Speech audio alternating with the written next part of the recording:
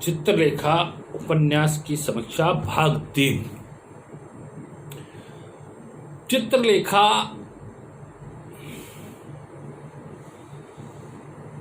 उपन्यास में जब यह चित्रलेखा को पता चली तो उसने बीजगुप्त का विवाह यशोधरा से करवाने का निश्चय कर लिया और मन ही मन कुमारगिरी के आश्रय जाकर रहने का विचार बना लिया।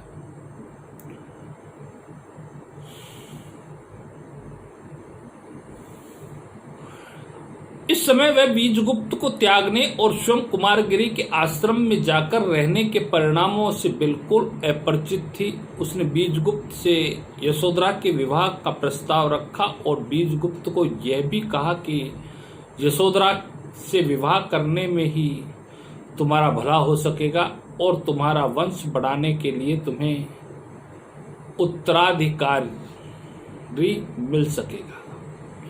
यह मेरा प्रश्न है तो मैंने कुमारगिरी के आश्रय में जाने का निर्णय लिया।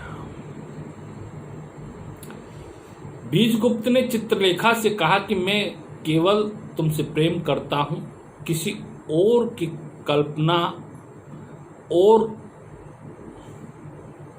प्रेम में नहीं कर सकता। बीजगुप्त की इन बातों को चित्रलेखा अनदेखा कर लेती है।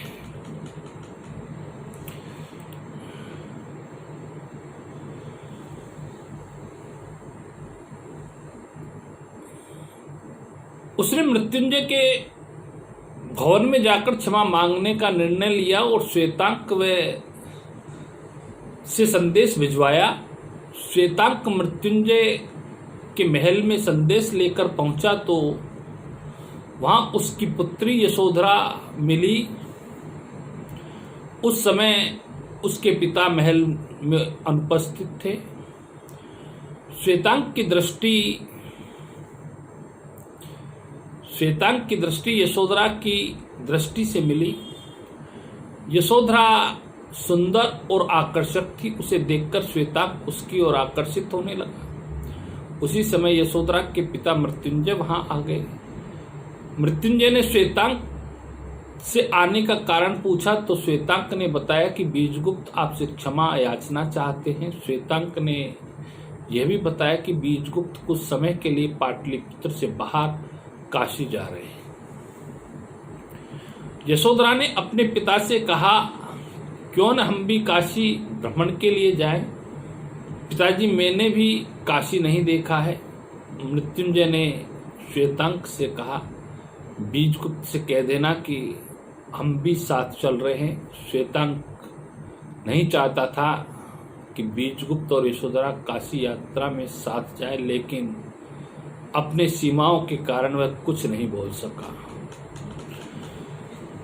काशी में कुछ समय व्यतीत करने के बाद बीजगुप्त यशोधरा की तरफ धीरे धीरे आकर्षित होने लगा। लौटने पर उसने यशोधरा से विवाह करने का निर्णय लिया। उसने मन ही मन कहा कि चित्रलेखा ने मुझे छोड़ा है, मैंने चित्रलेखा को नहीं। जब यह प्रस्ताव वह श्वेतांक द्वारा यशोधरा तक भिजवाना चाहता है तो श्वेतांक उसे कहता है कि यशोधरा से तो वह स्वयं विवाह करना चाहता है। यह जानकर बीजगुप्त क्रोधित होता है और सोचता है कि यशोधरा से विवाह वही करेगा, श्वेतांक उसका अधिकारी नहीं। लेकिन बाद में श्वेतांक के मन में पीड़ा जानकर वह स्वयं उसका प्रस्ताव लेकर मृत्युंजय के पास और उसकी तारीफ करते हुए यशोधरा से उसके विवाह का प्रस्ताव रखता है। मृत्युंजय श्वेतांक के पिता जी के सहपाठी थे। वह उसे अच्छी तरह जानते थे, लेकिन निर्धन होने के कारण उन्होंने उससे अपनी बेटी का विवाह करने से मना कर दिया। बीजगुप्त ने उससे श्वेतांक को अपना दत्तक पुत्र बनाने की बात कही, लेकिन मृत्युंजय को डर था कि बीजगुप्त की उम्र अभी अधिक नहीं है। यदि उसका विचार बदल गया उसने दूसरी शादी कर ली तो उसका खुद का पुत्र ही उसका उत्तराधिकारी बनेगा। यह पता चलते ही बीजगुप्त अपनी सारी संपत्ति और अपने पद श्वेतांग को दान में देने की बात कह दिया। फिर बड़े धूमधाम से श्वेतांग और यशोधरा का विवाह संपन्न हो गया।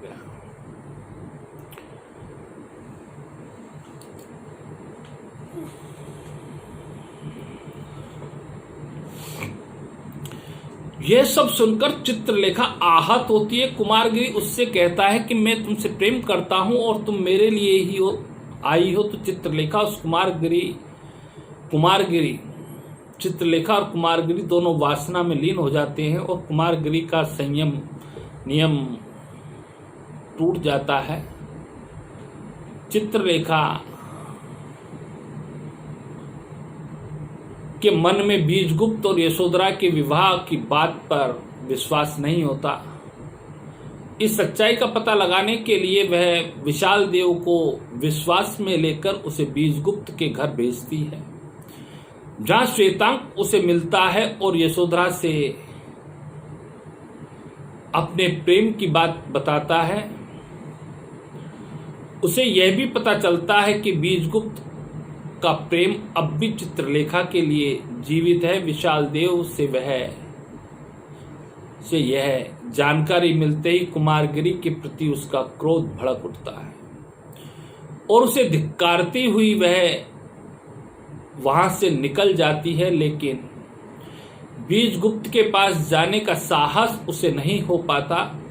व्यथित चित्रलेखा कुमारगिरी का आश्रम छोड़कर अपने घर चली जाती है और संयमित जीवन जीने लगती है। श्वेतांग जब अपने विवाह के प्रति भोज में शामिल होने के लिए जब उसे निमंत्रण देने आता है तो उसे बीजगुप्त, यशोधरा, श्वेतांग के विवाह तथा बीजगुप्त के भिखारी के रूप में निकल जाने आदि सभी बातों का पता चलता है। उस समय वे श्वेतांग को शुभकामनाएं तो देती है, लेकिन प्रीति भोज में शामिल नहीं होती, बल्कि रात्रि में बीजगुप्त से मिलने जाती है। उस समय आधी रात बीत चुकी है। बीजगुप्त राजा से आज्ञा लेकर एक भिखारी के रूप में देश पर्यटन के लिए निकल चुका है। चित्रलेखा उससे रास्ते में मिलती है और अपने भवन पर चलने के लिए निवेदन करती है। इस समय बीजगुप्त उससे कहता है, चलो चित्रलेखा, संसार में एक तुम्हारी ही बात में नहीं टालता। मुझे जितना गिराना चाहो गिराओ, पर यह वचन दे दो कि तुम मुझे कल नहीं रोकेगी। भवन जाने पर बीजगुप्त से सभी बातें चित्रलेखा बताती है। अपना दुख बताते हुए वह बीजगुप्त से कहती, मैं कुमारगिरी की वासना का साधन बन चुकी, इसलिए तुम्हारे पास आना नहीं चाहती थी, मुझे क्षमा कर दो। बीजगुप्त हंस पड़ता है। वह चित्रलेखा से कहता है, चित्रलेखा, तुमने बहुत बड़ी भूल की। तुमने मुझे समझने में भ्रम किया। तुम मुझसे क्षमा मांगती हो।